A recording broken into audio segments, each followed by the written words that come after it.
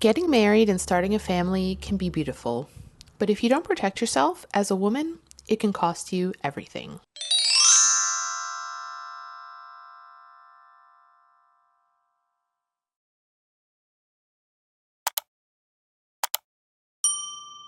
Hi everyone, welcome back to my channel, and thank you for joining me for another video. Today, I'm discussing how you as a woman can protect yourself if you're considering getting married, and particularly if you're considering starting a family. This is a topic that I've touched on a lot on my TikTok page. If you're not following me already, you can find me at Divorce Guru over there. But I've discussed this topic many times and I get a lot of questions, so I thought, why not just make a long form content so that I can answer all of your questions and put all of the information here in one place. But before we get into today's topic, if you're new here, my name is Tanya and I am a family lawyer and mediator. And on this channel, I like to talk about all things relationship related, from dating to divorce. If that sounds like the type of content that you enjoy, then make sure that you're subscribed and you ring the bell and do all those things.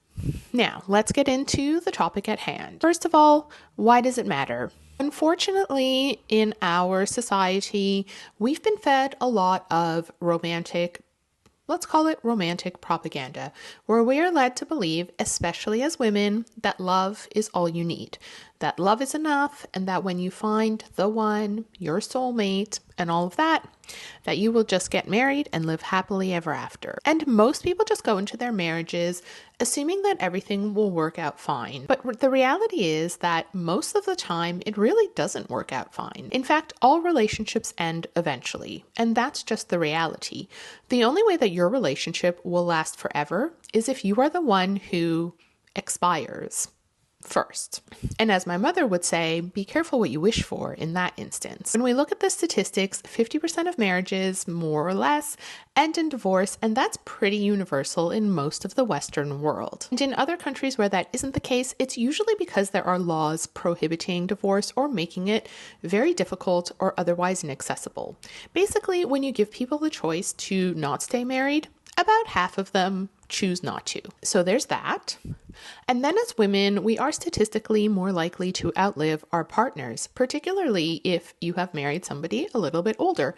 And so you have to, I think, come to terms with the fact that one way or the other, the odds are that your relationship will probably end and you will probably end up for at least a period of your life on your own, where you have to rely on yourself. And so I think it's important to plan accordingly. Here are some sobering statistics for you from the US, but these statistics will apply in other countries like the UK, Canada, and Australia. In the US, about 1 in 5 women who get divorced will fall into poverty. A woman's household income will drop by about 41% after divorce, about double what a man's income will drop. Divorced women aged 65 or older are twice as likely to live in poverty than their male counterparts. Women who are over 50 when they divorce often face significant problems will retire in poverty or not be able to retire at all. A divorced woman with primary custody of her children is significantly more likely to face housing insecurity and at higher risk of homelessness. So I don't make this content to be cynical or to kill the idea of love and romance, but to open women's eyes to the realities that they face if they are going to enter into marriage, which is more than just about love and romance, but it is in fact a legal and financial contract. So here are some ideas that I think women should consider if they are thinking about getting married and having children.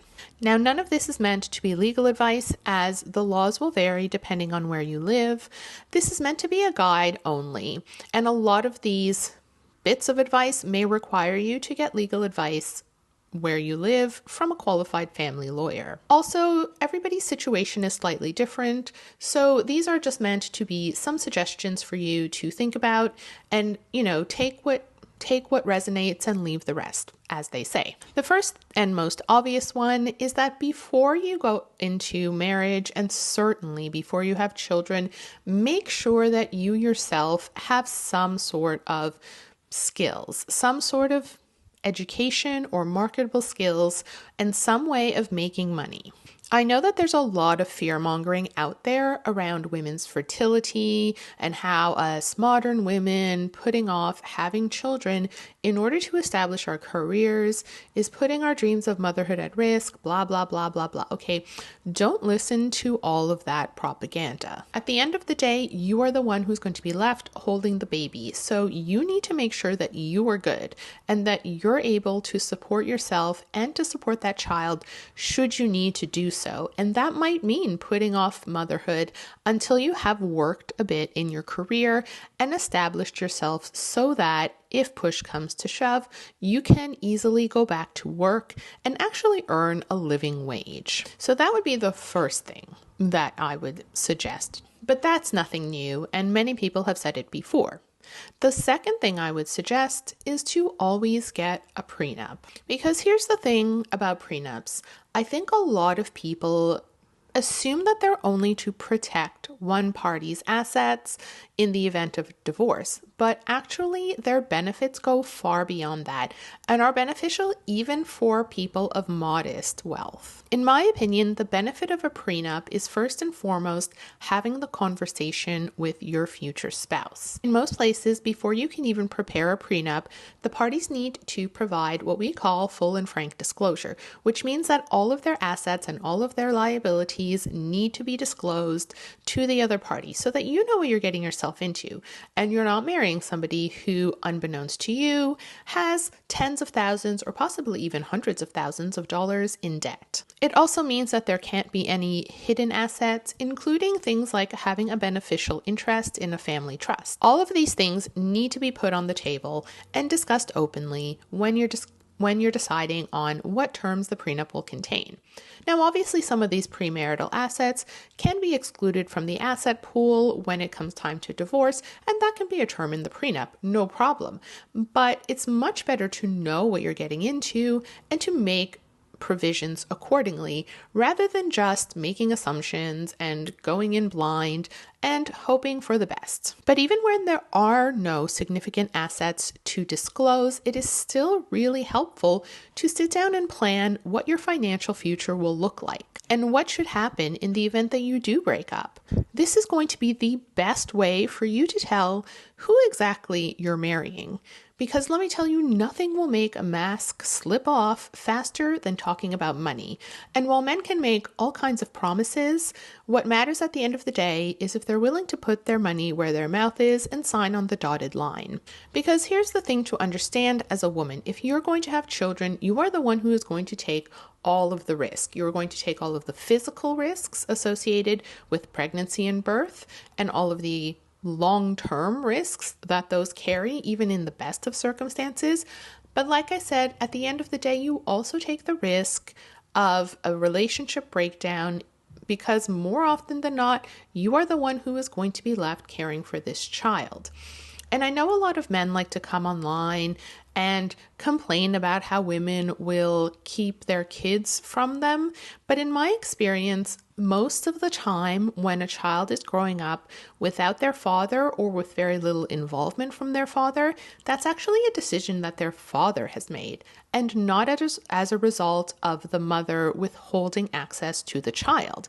And most of the time when men are seeking shared care arrangements, it is almost always granted by the courts. So the reality is that the risk most women are taking is that they will be left single mothers with children and abandoned by their fathers who may or may not even pay the child support that they're supposed to pay, which is really the absolute bare minimum, or I would say not even the bare minimum that they should be doing. So having a prenup which provides some financial security for you and gives you a cause of action to seek compensation in the event that this man tries to up and leave you with the children that you're going to have is probably a good idea.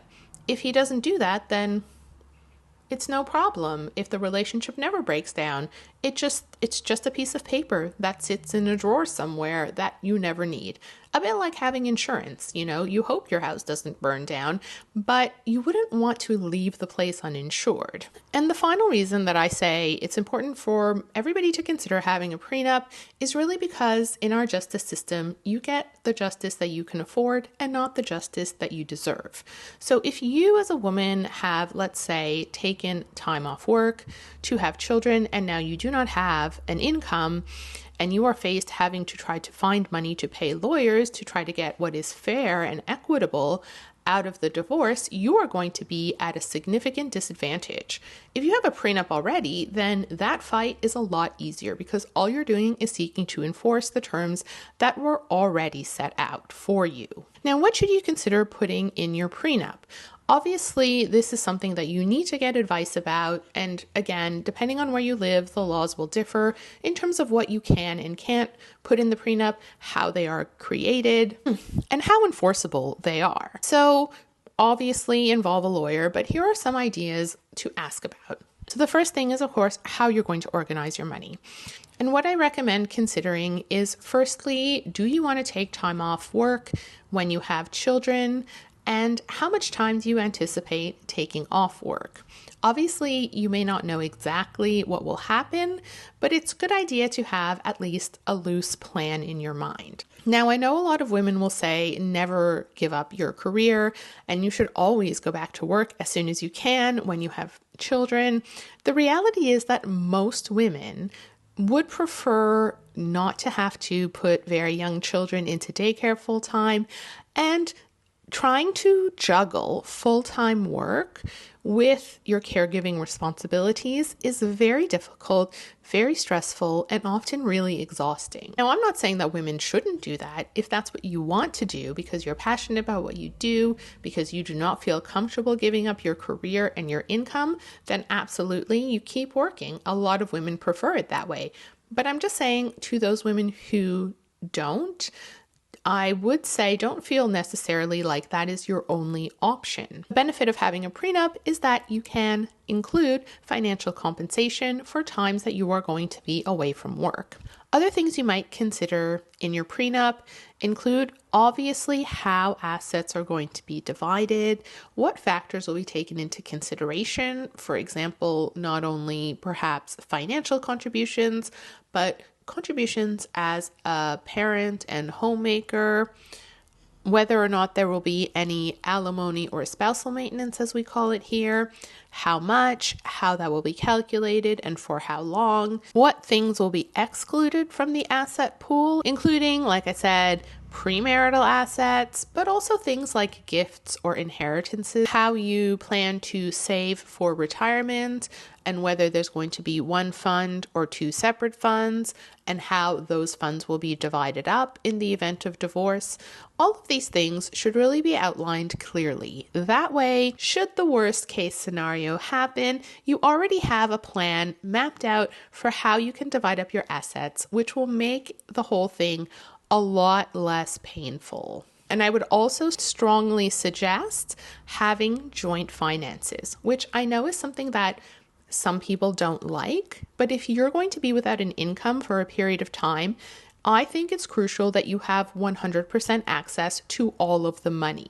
It should never be the case that the man controls, quote unquote, his money and that he is doling it out to you as he sees fit, because that puts you in a financially vulnerable situation. You and your husband should be budgeting together, and you guys should consider this money joint money, meaning that everybody has equal access to it. Now, it may be that there is some benefit to each of you having separate accounts if that's what you want to do for your quote unquote fun money or personal expenditures.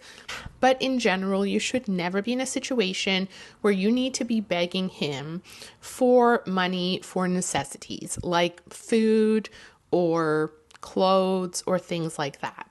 In fact, all of your personal expenses should be covered. And another thing that I recommend that couples do, if they're considering having one of them, usually the woman, stepping back from work for a period of time, is to give it a trial period before having children and budget to live on his income alone and start saving and investing all of your income. This is a great way to test out whether or not you guys will be able to make it work on that one income, first of all. And second of all, again, it gives you some great insight into who this person is and how they deal with money. And it does so in circumstances where you're still able to leave pretty easily. So for example, is he going to start questioning everything you spend money on? Is he going to deny you reasonable expenses for things like, going to the gym or makeup or hair? Is he going to consider those things frivolous? Is he going to expect you to make all kinds of financial sacrifices while he still goes golfing or goes out with his friends? It's better that you find these things out before you have a child and before you actually give up your income. And the second benefit that this has is that obviously if you're saving and investing a whole second income, it's going to create a really good financial buffer. In the event that anything happens, you now have a safety net. And this is a trend that you can then continue when you do choose to go back to work. Your income can then be the fun money, the extra money, the savings, the investments, and you will build up a pretty good financial future for the two of you. But if things do go south and you do end up breaking up, both of you will actually be financially better off anyway, because it's a lot easier to divide up a big pie between two people than it is to try to fight over crumbs. Okay, so let's say you've got your prenup, you're now living on one income, and it's time to take the plunge and start having children, and you're thinking about taking a step back in your career and taking some time off to raise them. The next thing I would recommend is never to step away from work 100%. I know that I said that it's very hard to juggle full-time work with caring responsibilities, but that doesn't mean that it's full-time or nothing. Start thinking now, before you have children, about what sort of things you could do, potentially very part-time or potentially as a little bit of a side hustle, just to keep your foot in the door. In fact, when I started my mediation business, that's exactly what I was doing.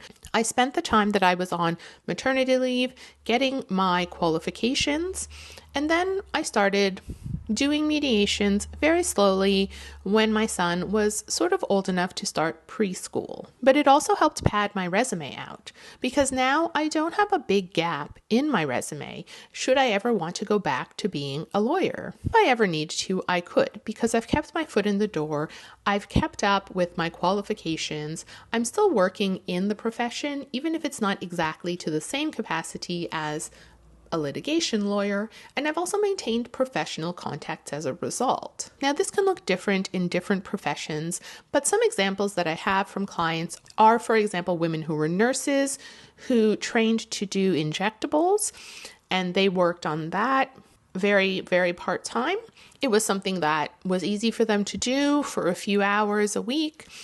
I know many women who trained in beauty, who did things like hair, nails, eyebrows, lashes, things like that, and then started seeing clients in their home. Again, very part-time and working around the schedule that suited their children. I know a few women who work with small businesses to manage their social media, something that is easy for them to do at home and on their own hours. And of course, I know women who did social media themselves, myself included.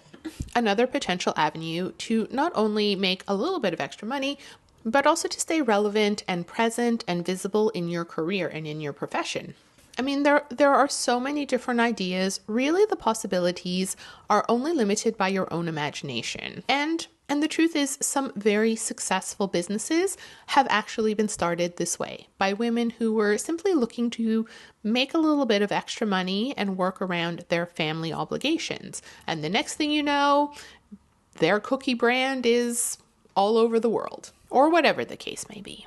The point is that children will grow up fast, and that your life is a little bit like seasons as a woman. There may be a point in time where a lot of your attention is focused on raising your children, but before you know it, they're off on their own, taking themselves to and from school, doing their homework on their own, and you're left with a little bit of a hole in your life to fill. And I may or may not be speaking from personal experience, but that is also the experience of many women. So even in the best situations, even where your marriage is solid and you're super happy, most women prefer having something to do beyond motherhood, beyond homemaking, beyond being a wife. So not only is it a good practical buffer for you, it actually probably will help a lot with your mental health and help keep you connected to your social network. That's all I have for you today. I hope that you found some of these tips helpful. Let me know in the comments below what you think about these tips. Do you have any questions, or do you have anything that you would like to add? And as always, thank you so much for joining me for another video.